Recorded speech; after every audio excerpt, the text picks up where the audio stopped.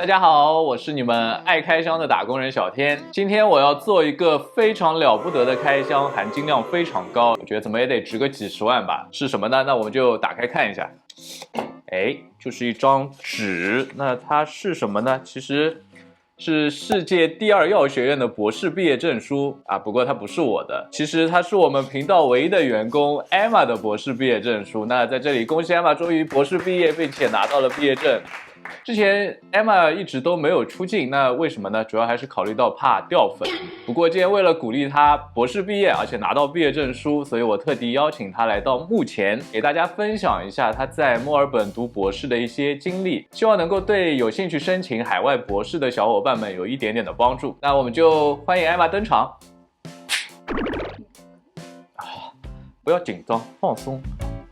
那我们就先请 Emma 做一个简单的自我介绍吧。大家好，我是 Emma。我之前呢是一直在国内读了本科、研究生，然后在国内工作。在2016年的时候呢，来到了墨尔本的莫纳什药学院攻读博士学位。然后在去年的时候呢，我博士毕业了。那恭喜 Emma 博士毕业。谢谢。那 Emma 顺着你刚刚的自我介绍，我想先问一下，你为什么选择莫纳什？理由很简单。因为它是世界第2的药学院。哦，开玩笑，凡尔赛。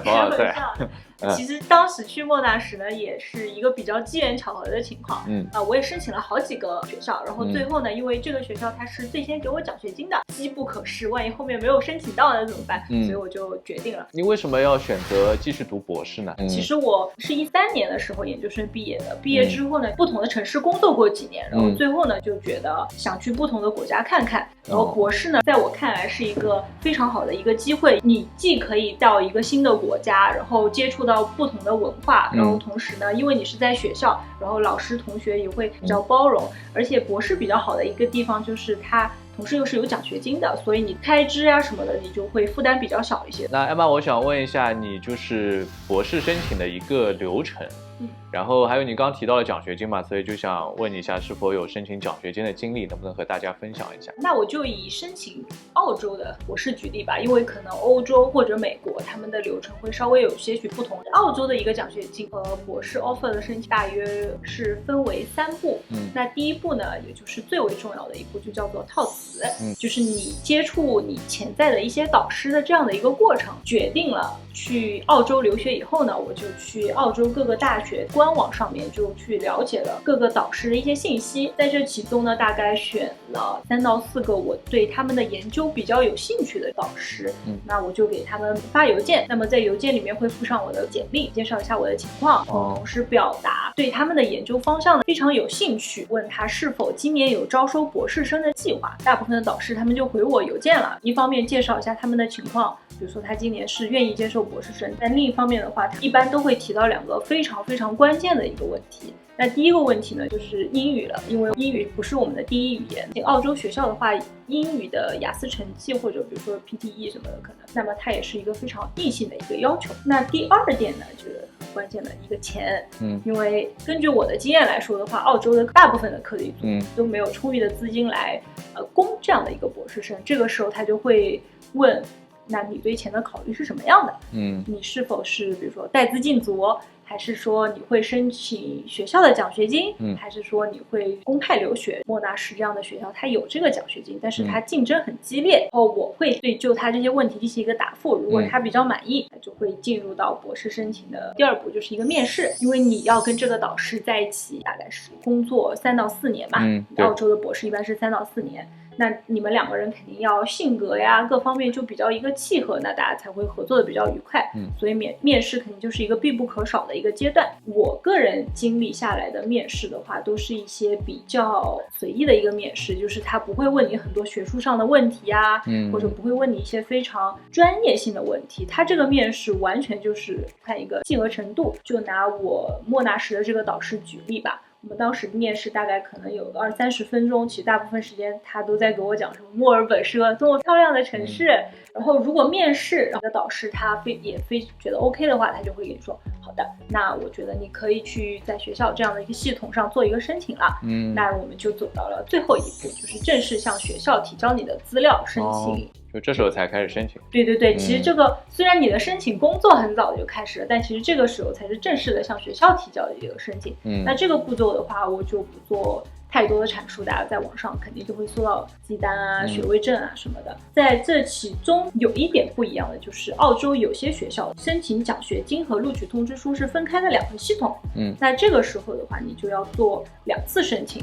但是像我申请的莫纳什，它其实这个系统就在一个系统里面，中间有一个选项，它会问你是否同时也想进行一个奖学金这样的一个竞争。那肯定选同意了。对，肯定是选同意了，就打一个勾。然后它就其实就把你记入了同时那个申请里面。那最后发 offer 的话，也会根据系统的不同，有些学校它会给你发2次 offer。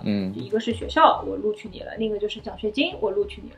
但是莫纳什的话，同时它也就相对应的就是一个 offer， 你被我们录取了，你是同时是匹配了这样的一个奖学金，你就被录取了，你可以拿到了。对对对，大家都知道墨尔本生活水平、消费水平比较高，就是这个奖学金是不是够一个博士生足够他在这边生活的？再以莫纳什举例吧。莫纳什的话，它其实是有2种档次的奖学金的，一个是叫校奖学金。那校奖学金的话，它是 cover 掉你所有的学费。然后同时呢，再给你付一个生活费。澳洲他们自己有一个统计嘛，合理的一个生活标准，当然不会是非常奢华的生活，就是大家一个正常的生活，对，这样一个标准，然后给你发这样的1年。像我当时的话，我记得我那年是26000多块钱1年吧。是澳元，对，澳元26000多刀1年。同时他还会给你匹配一个私人医疗保险。因为澳洲的医疗也算是比较的昂贵。然后如果作为一个国际留学生，他会强制要求你必须购买这样的一个医疗保险。防止你比如说出了什么问题，你无法支付医药费。那么如果你拿到奖学金，学校就会帮你购买这样的一个医疗保险。然后另外还有一块的话，就是有一个安家费。你才到澳洲的时候，你可能需要比如说租房子呀，或者购买一些家具啊什么的，然后他会一次性的到落地澳洲的时候给你支付一个安家费。如果我没记错，可能是3000刀的样子。这是学校奖学金。学院的奖学金，我听说我不是非常确定，它会 cover 掉学费之后呢，会帮你支付70%的学校奖学金那个档次的生活费。就要少一点，对。对，会少一些。但是一般来说的话，如果你申请到学院奖学金了，你的导师都会非常愿意帮你支付掉剩下的30%的差额，来让你有一个比较无忧的，就是投入到你的一个学业当中。博士到底是一个什么样的情况？如何培养你啊？在澳洲这边的话，我们的博士培养计划在那个录取通知书上写的就是一个3年的这样的一个计划。然后在这3年里面的第1年的话，它算是一个类似试用期这样的一个过程，会有一个第1个月的一个开题报告，然后1年的时候叫做 confirmation， 那就是一个确认1年的一个工作。那你如果通过了第1年的话，然后你就叫做 PhD candidate， 就是一个候选生。最理想的情况，然后你到第3年的时候呢，那你就应该提交论文了。但是因为是搞科研嘛，计划永远都赶不上变化，所以大部分情况下，可能你3年都没有办法完成这样的一个学习。那这时候就要申请延期。你可以延博士这个学习是可以延更长的，但是你的奖学金最长只能延到3年半。所以大家就会希望在3年半的时候完成这样的一个学习，然后就在3年半的时候提交论文。提交论文之后呢，你的论文就直接发给审论文的人，然后他们会给你一个意见，然后你根据他的意见来进行一个修改，再提交给学校。如果通过了，就毕业了，就可以拿到你的毕业证了。好的，那我还想问一下，就是作为博士，你们需要上课吗？澳洲这边基本上来说的话是不需要学习专业课。我们学校莫纳什的话是有一个120个小时的一个学习小时，然后所有这120个小时他们都是没有考试的，完全就是作为一个兴趣一样的你去选修，然后去了解。那这120个小时呢，它会分成60个小时和60个小时。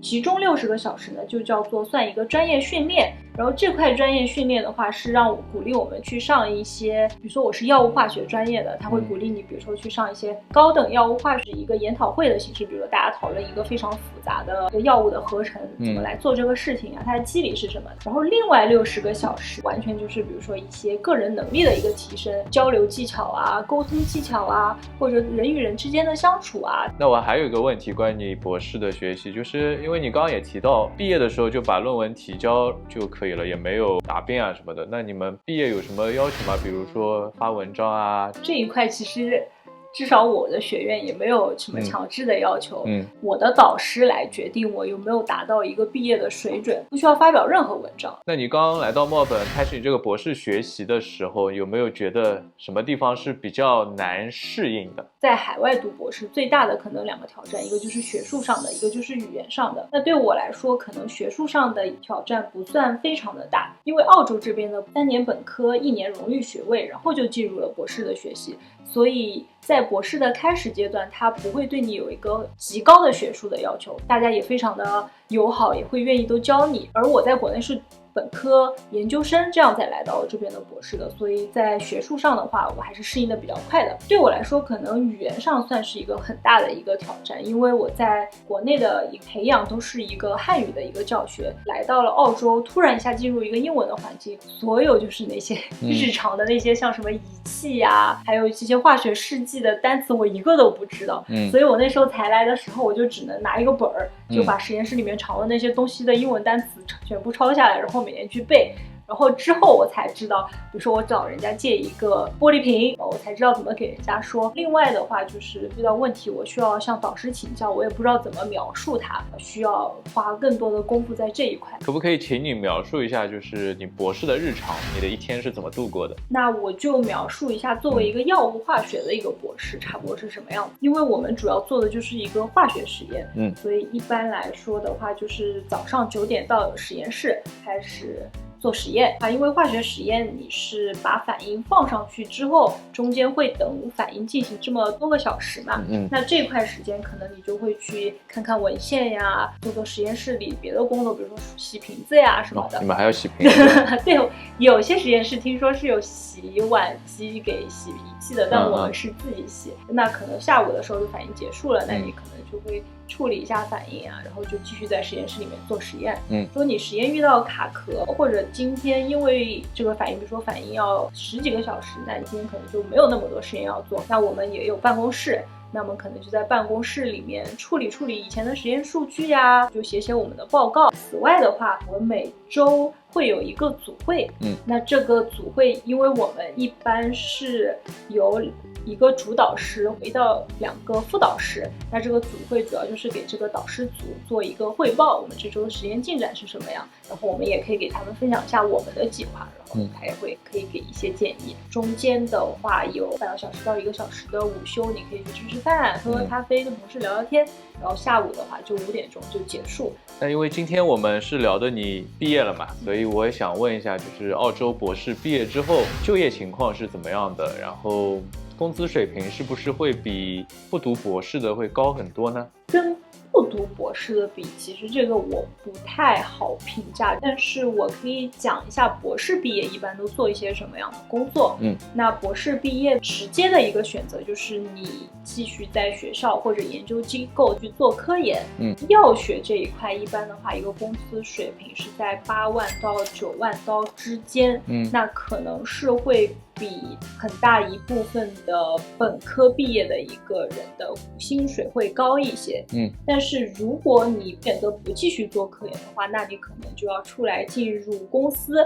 那这一块的话，就根据你的一个职位的不同，那它可能薪水的差距比较大。那么第3块的话叫做专利律师，听说薪水还是非常的可观的。那第4块的话就是去进入一些政府机构啊，或者事业单位，比如说可以去专利局，然后里面做一个专利审查员。好，那非常感谢艾玛今天能够到这边分享她个人的博士经历，从她当初怎么申请，怎么一步一步和导师联系递交申请，怎么拿奖学金，一直到现在博士毕业之后工作的情况、工资水平都给大家做了一个分享。在最后，我还是祝贺艾玛博士毕业拿到证书，然后虽然是博士，还是要好好在我们的频道工作。就你这么个员工，所以我也就指望你了。跟观众朋友们就道个别吧，我们就下期再见。拜拜，谢谢大家，拜拜。那我是06年，就是个正常的互动嘛。好的，谢谢前辈。不要拖，往后一点，显得脸小一点。干什么呀？不是凳子也往后一点。对，你不用做笔笔直的，放松一点，然后手舞足蹈一点。哎，看一下是不是可以？